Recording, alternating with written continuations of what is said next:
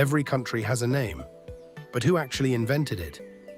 This time, the mystery takes us to Brazil. Today, Brazil means carnival, football, and the Amazon.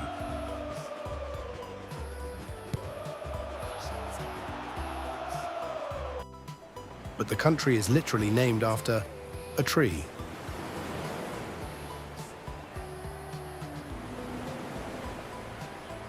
In 1500, Portuguese explorer Pedro Álvares Cabral landed here and named it Terra de Santa Cruz, land of the Holy Cross. But Santa Cruz didn't last. The coast was covered in a tree so valuable, traders couldn't stop talking about it instead. They called the wood pau-brasil because its fiery red color looked just like brasa, a glowing ember. The wood trade was everywhere. Soon, sailors weren't just naming a tree, they were naming the whole land after it.